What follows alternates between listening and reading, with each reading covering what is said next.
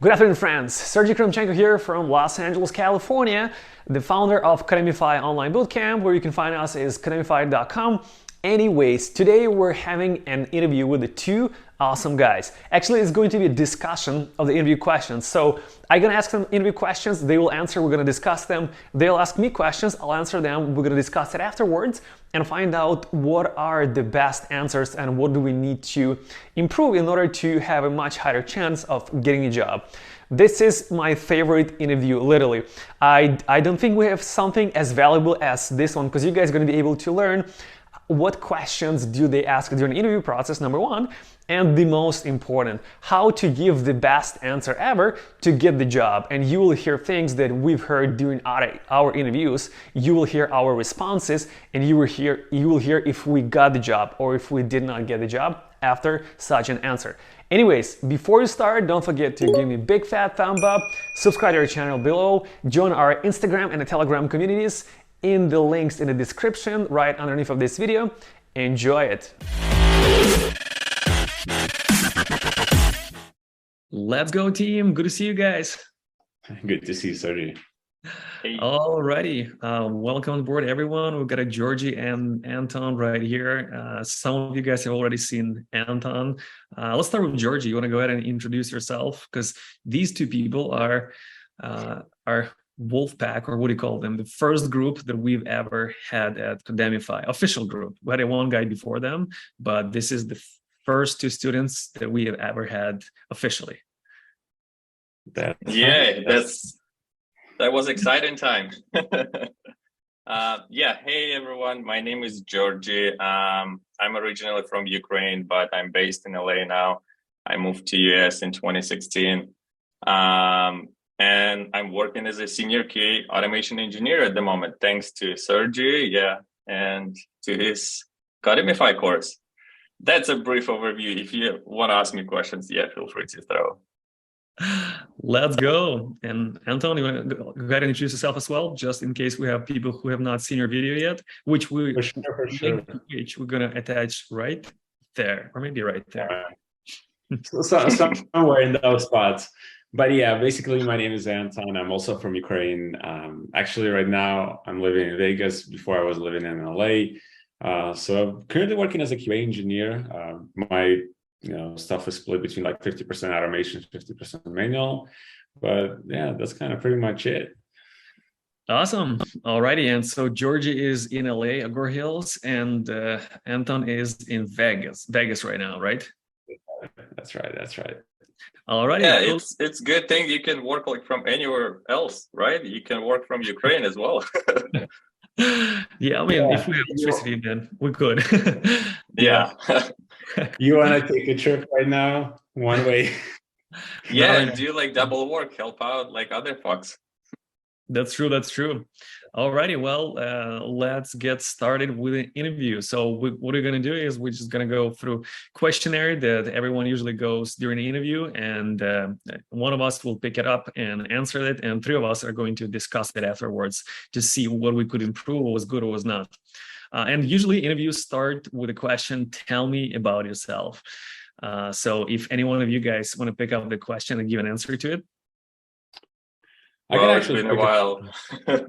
Yeah, I'll pick it up, and then maybe you can bounce off of my. So basically, I'll give you the answer first, and then I'll kind of give you the reasons why I structured it in a particular way. So say, hey guys, thank you for giving me the opportunity to talk to you and possibly get in this position. As of myself, I've been a QA engineer for the past 5 years. For the past 2 years, I've spent at company X. For the last 3 years, I spent at company Y. Current company basically specializes in X, Y, and Z, and I would kind of explain what it is. And some of the tools that I'm working with include, let's say, WebDriver IO together with Mocha and Chai libraries. I would use Jira for bug tracking, and I would use TestRail for test case management. I would use Jenkins for CI/CD.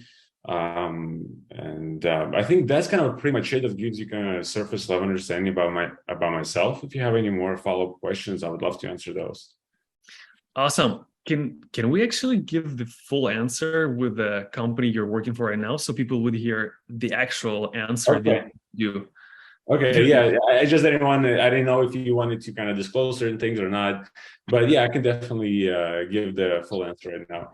Okay, so thank you guys for giving me the opportunity. My name is Anton, and I'm currently working, for the past 4 years, I've been working as a QA engineer, 5 years, and currently working for the company called Fortress Technologies. The company specializes in property management.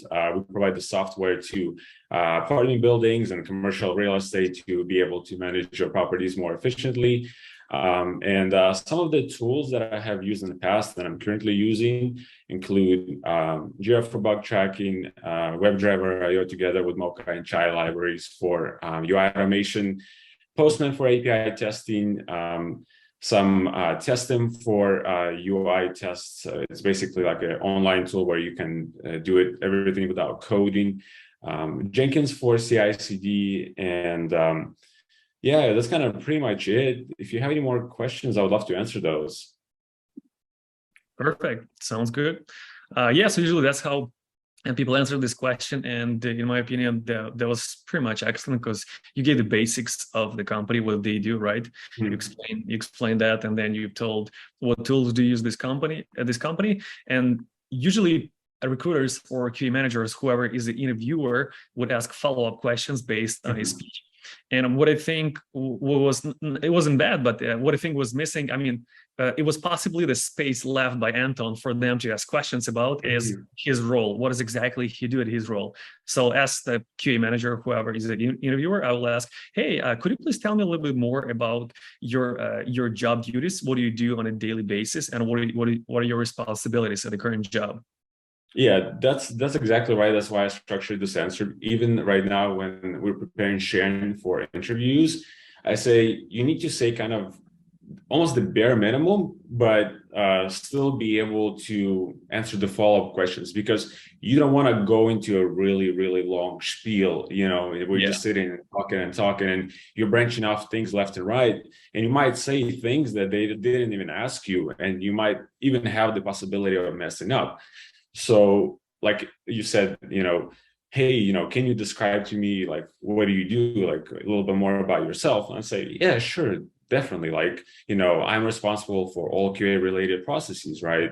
It's, test case management. It's where they're like documenting, writing test cases, automating test cases, doing some exploratory testing, which is manual testing, and, automating stuff. So when I'm able to kind of give that answer as a follow-up to a follow-up question, I think we play game almost like question answer, and it's not necessarily a question and let me cover everything about me in one answer, because then it just kind of becomes really messy and not very specific. So exactly, that's one of the biggest mistakes that our students do.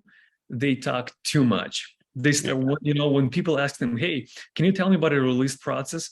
And the person starts talking about a release with the 2 words, and then the person starts talking about agile. And I'm like, why are you talking about agile? They're just talking about a release, clearly, nothing else. So that was an excellent answer. All right, and then can I add something to that? Like I would answer the same way as Anton. I agree, like to tell less and like answer follow-up question would be great. I also like always kind of like try to build a connection between interviewer and interview guy. So I usually tell like more details about my personal life, about my hobbies, and kind of like set the vibe for the interview. So it's probably also a good idea. What's actually interesting? One of the job positions that I was interviewing for, the first call that I had with the guy actually within the company, after my initial call with the interview with the recruiter, the guy tells me, "Hey, I don't want to hear anything about your professional career. Just tell me about you, like who you are as an individual." I'll try to understand whether you are the right culture fit for our company, and then we can move on to the next things. So So it could be either or, sometimes they want to, have like a more technical stuff. They want to sometimes have a combination of things like you're saying, Georgie, or, like that guy asked me, he's like, I don't want to hear about nothing. Just tell me who you are as a person. So That's yeah, amazing. yeah. We prepare for that as well. Yeah. That's That's cool. a good point. Like from my experience, like I've never had an interview where we haven't talked about anything unrelated to the jobs, So we usually, oh, okay, what do you do like when you're not working? What's your hobby? It's like it builds like a relationship before they even hire you. So it's really good to mention. Mm-hmm. Exactly. That makes sense. That's awesome. That's awesome. I usually tell all of the students that, whenever you are giving the answer telling about yourself, you only talk about your job duties, about your past experience. And then if they want, they will ask you a question about a personal life. But sounds like Georgie does give them a little bit of the hint of what he does in his spiritual time, which actually is also a good point because you're building connection with them.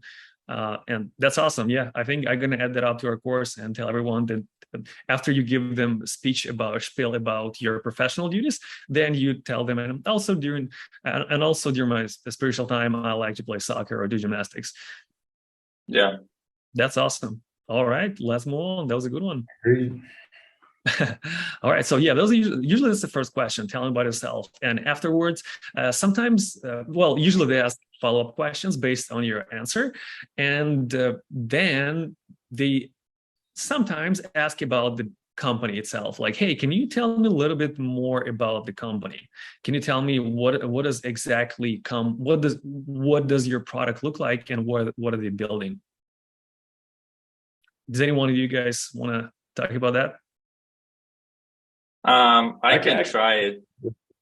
Go ahead, Georgie. Yeah. I'll follow up on that. Yeah, it's very specific though. So yeah, I would say that I basically can talk about my current company, right? Is that what we want? Okay, yeah. So I would say that our company is called Audit Board, and we're providing a software for risk and compliance management system. So, and we have kind of 9 products that we split up between like teams, and I'm part of Ops Audit team, and that my duties during within this team is basically QAing all the stories and tickets that are coming like my way before the release, automating everything, and keep up with the maintenance and like new tools, observing like what we're gonna go next. Mm-hmm. Awesome. Yeah, it sounds like something very specific to audit, which most people will not know. But from the interviewer perspective, I will hear, okay, this guy knows what's up because he knows that he's talking about the different products. He's talking about a team that he's in. He's even started the conversation about his responsibilities, which will bring on the next conversation that we're going to have. Yeah, definitely. There's actually, I think about it in kind of 2 different ways how you could answer that question. If sometimes I would like to go maybe like that short and sweet, saying, hey, here's my company, like let's say Fortress Technologies, and we specialize in providing management software, for commercial and residential properties. So I think even answering just that kind of answers that initial question, but you can always have that like a follow-up statement saying, hey, if you'd like to hear any additional details, I would love to answer that.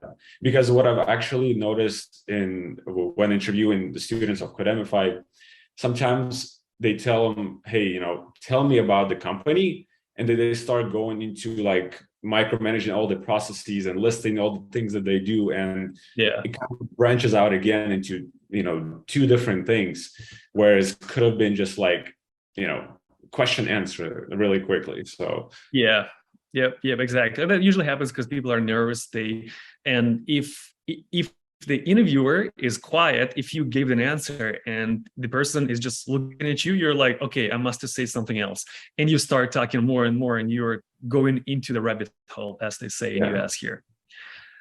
Which makes sense. So you pretty much have to be, when you answer, you have to be confident with your answer and finish it on a good word, and possibly tell them, okay, and let me know if you have any follow-up questions or something like that.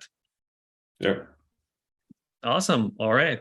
Well, do you guys want to give us, before I start with a list of my questions that I've gathered from all of the students that we had so far, do you want to throw any of the questions that you have recently had during your interviews?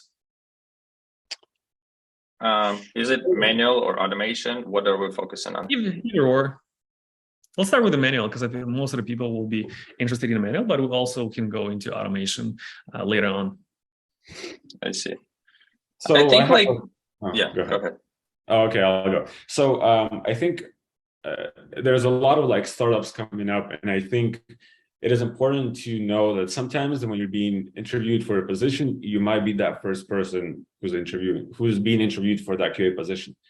So I haven't been asked that question myself, but I have heard about people who have been asked this question. And the question is like, as a first QA, what would you do, right?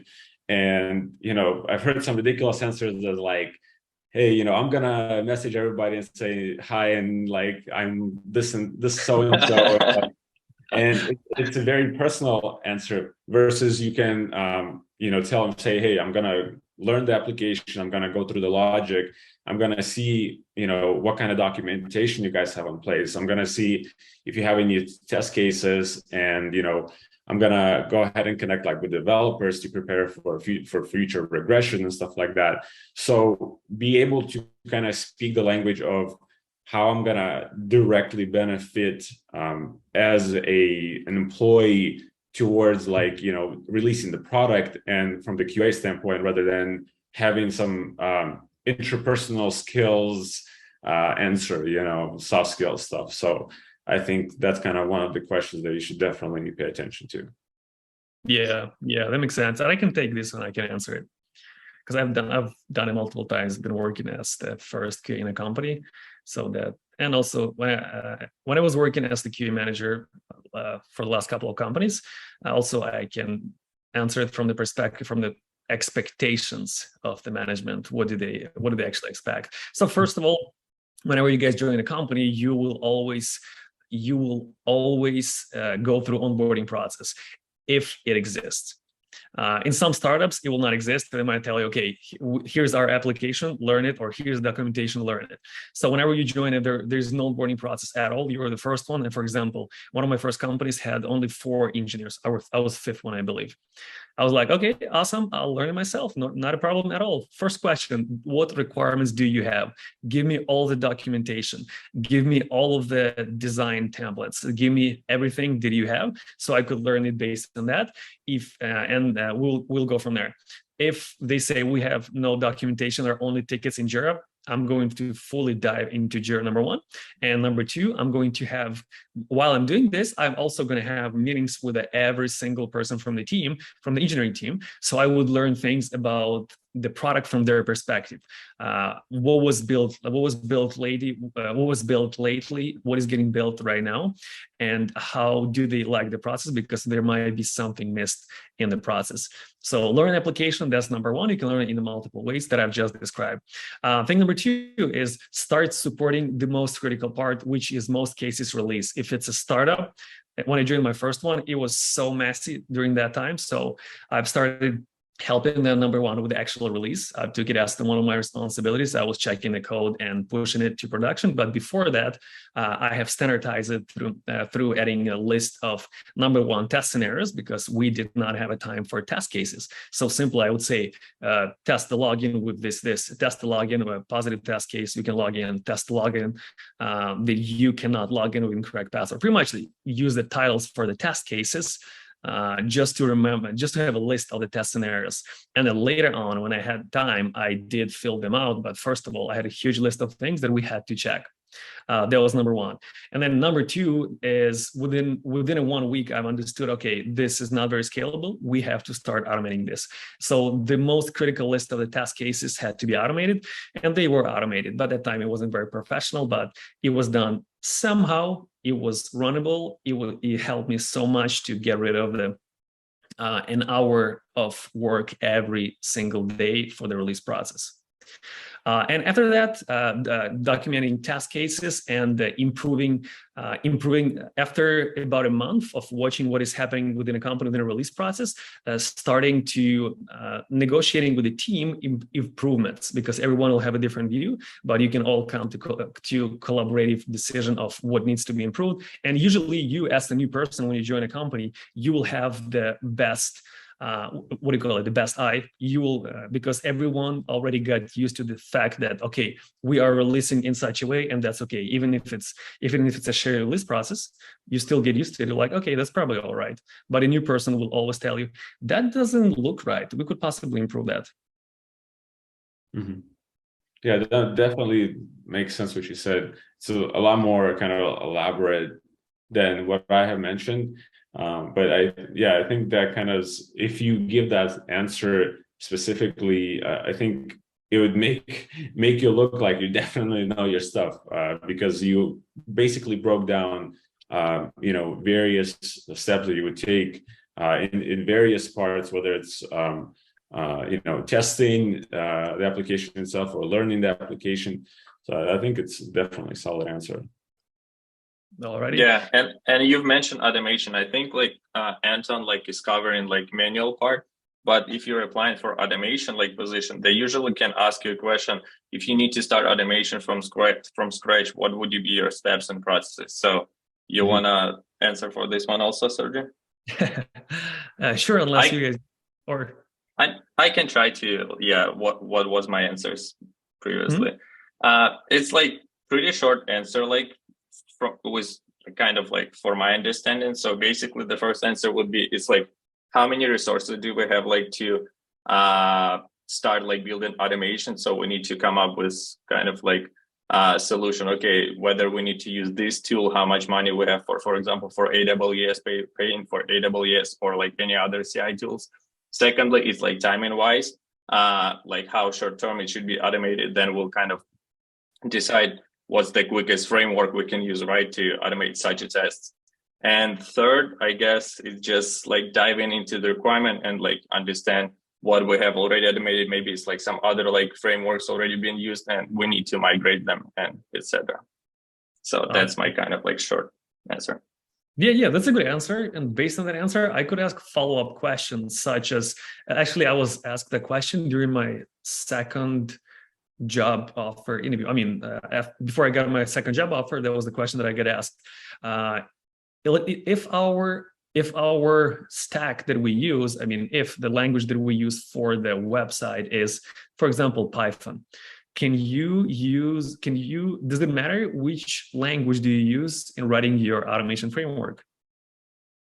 I think the easiest languages would be JavaScript to automate a front end. So if they don't mind to use different language, I would proceed with the JavaScript and the most familiar one that instead of once again, it's a timing question. So they probably hiring you to start automating from day one, and you need to go with the tools that you're already aware of and Yeah, definitely, that's the right way to do that. But the question would be, does it matter which language we use? Does it have to be the same as it's used for the website, or can it be different?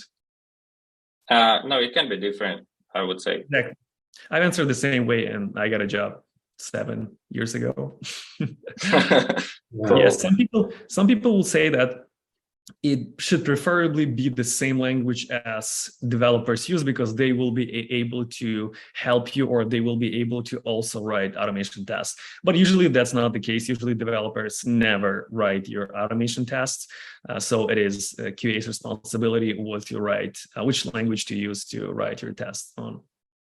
That's totally true.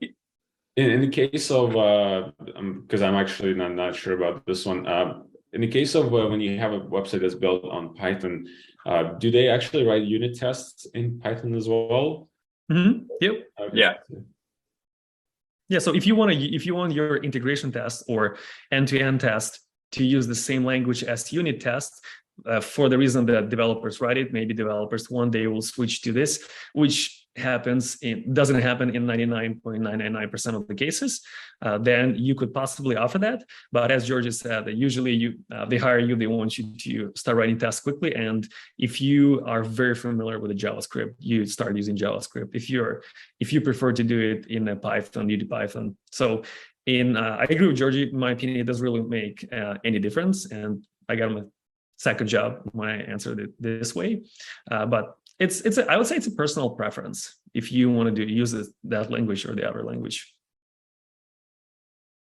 Yeah. All right, let's move on to the next question.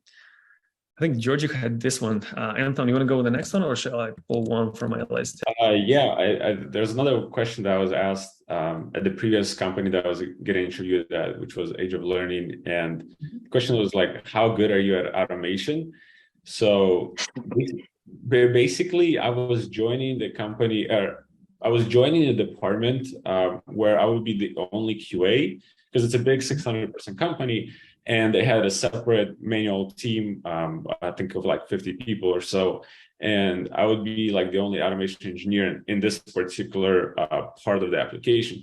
So I got asked that question, and I think this question definitely startled me, but I think it could startle everybody, because like, how good are you at something? Like, am I gonna totally like boast about myself, or I'm gonna downplay it?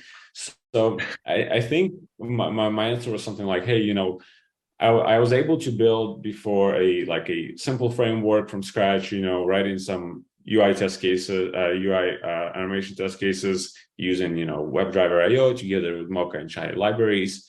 And, I utilized, like, let's say, page objects and stuff like that. So I didn't give him saying, okay, I am good, or I'm really good, or I'm like terrible, but rather I showed him like what I've done, and I'll let him judge based on that, because my perspective of being good might be totally different. What would be your surgery perspective or your Georgie perspective of what is good? Like, to some people saying, oh, I've used page object model, it would be like, ooh, and some people would be like, yeah, just page object model, so you never, like, I feel like you should never say like, oh, I'm good or I'm bad, but rather state what you have done and let them be the judge whether you're good or bad. So yeah, definitely. And whenever they ask this question, they actually want to hear a couple of things. Number one, they want to see your character. Number two, they want to see how humble you are. And then number three, they do want to know, what do you really consider being good or not? And if you would answer it in that way that you did that, you know what, the word good can have a different meaning for everyone. So let me tell you what I really think, what I've done, and you will judge if it's good or it's not good in your opinion. Yeah, that's a really good answer, but I would always just make fun out of it. I would say I'm as good as a 2 hours old pizza can get, something like that, just so everyone would laugh, and then we would start a conversation afterwards.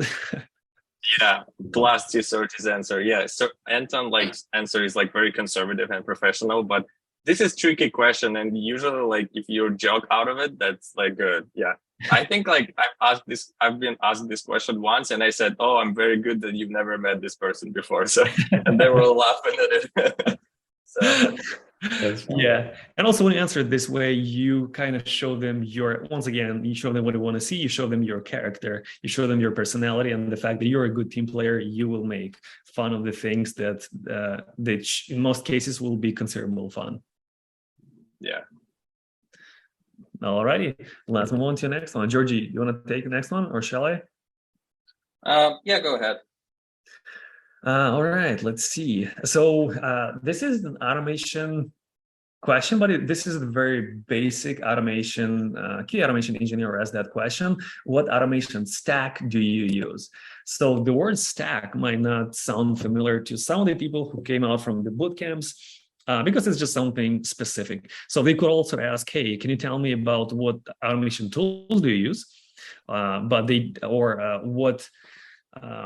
how would you call it, frameworks and languages do you guys use for automation? They could ask that way, but they actually ask, what stack do you use? By that, they mean every single tool that is used for the automation. And also, if they ask, what stack do you use? They could also mean what type of the database, what is used for the backend, what frameworks, what languages, what frameworks and languages are used for the front end, and then also for automation. So when they ask you what stack do you use, just double check with them. Hey, are you talking about automation testing, or you're talking about a full actual stack of the website that or application we're working with?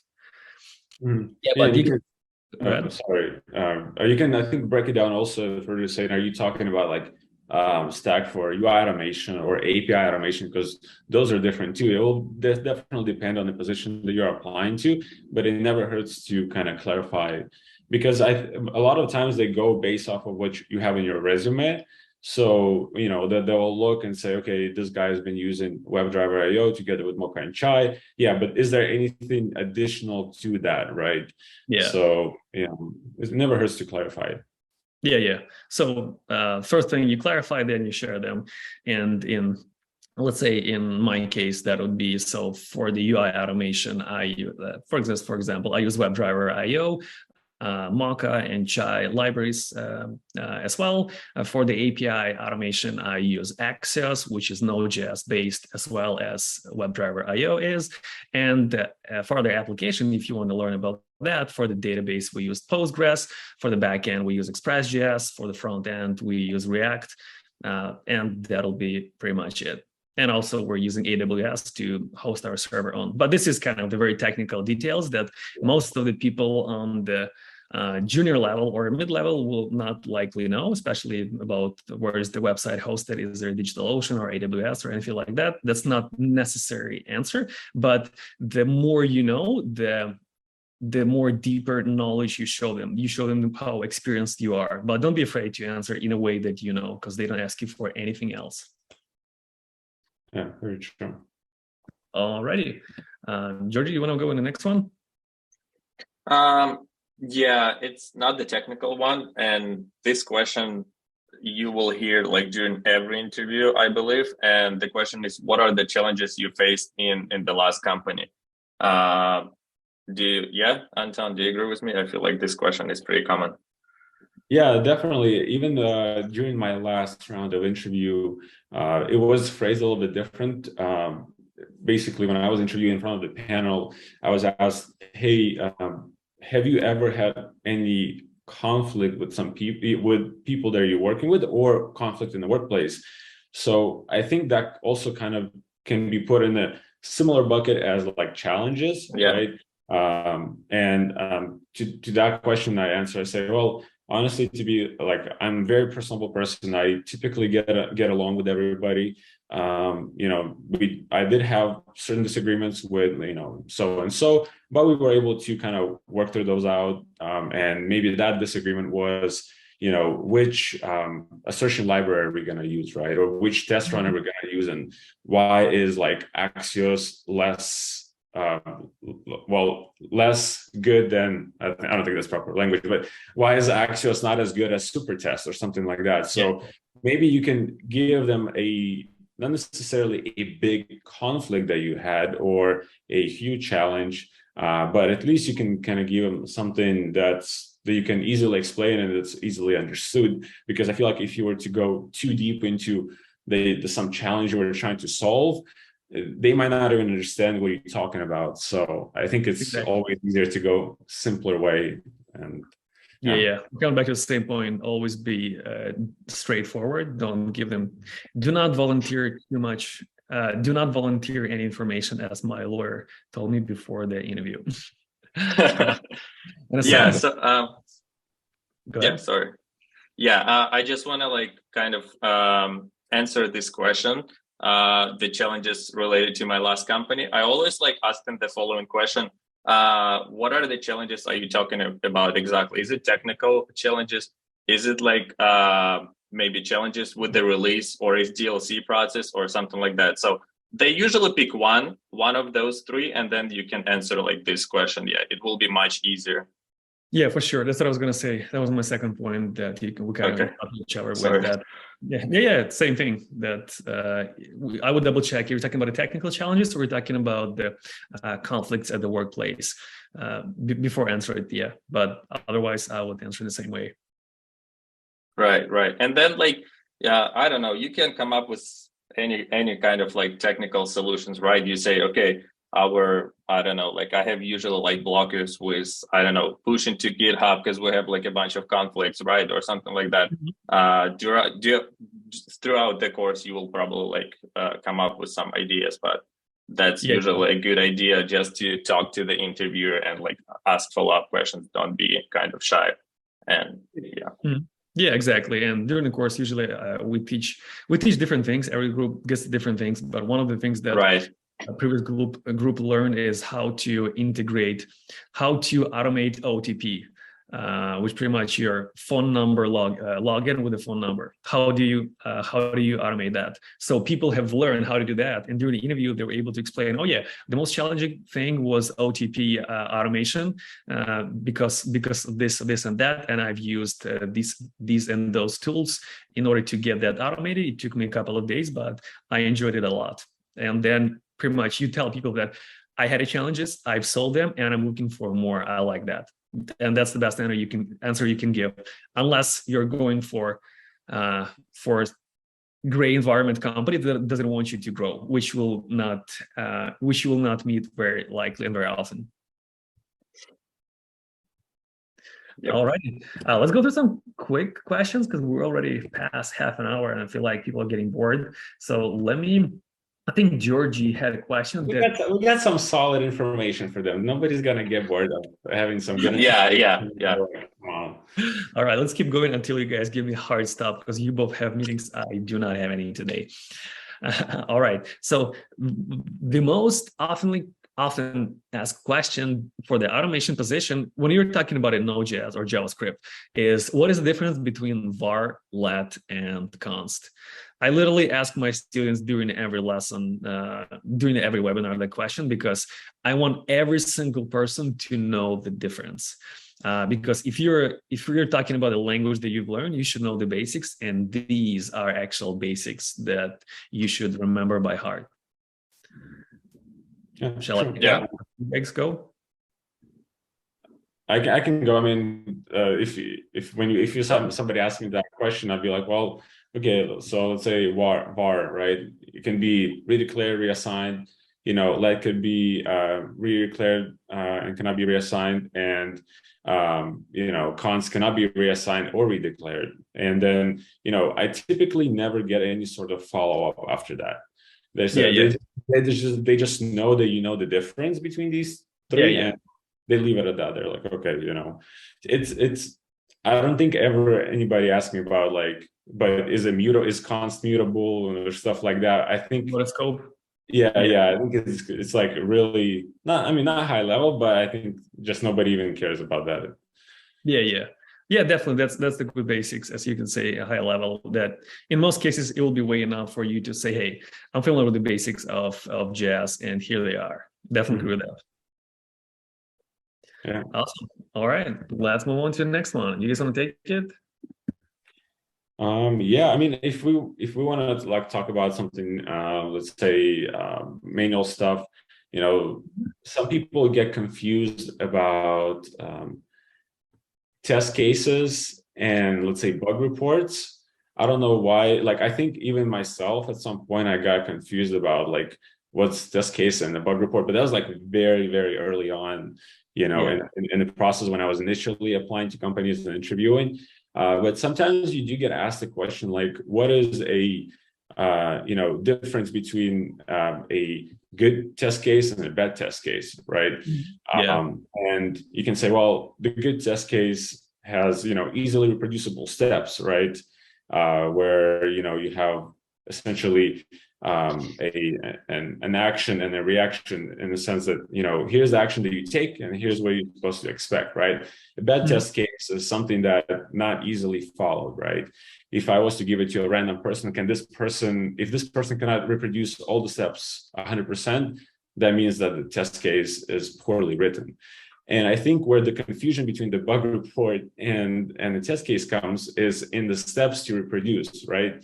So and I think it's important to differentiate that the bug report just focuses on reproducing the steps for a bug, versus test case reproduces the steps, for testing particular functionality and, how that works. And just to kind of bounce into like the good or bad bug report, right? It's kind of also similar. So they would say, hey, can you tell me how you would write up a bug report, right? And I say, well, typically I would write the title that's very descriptive, but yet concise. I would say, I'll describe what happened, where it happened, and under which circumstance it happened, right? So let's say, like some particular menu button doesn't work on the home screen, right? That's that's pretty descriptive, but yet super short. You give them saying, hey, this button doesn't work on this screen when it's clicked, right? Or something like that. So, and then in the short description, if it's necessary, if it's not understood by the title, then you can write a short, sweet description, add the steps to reproduce the bug, as well as maybe attaching some visuals. Sometimes I actually attach GIFs that are like 6-7 seconds long. Sometimes I attach like screenshot with some arrows pointing to different places.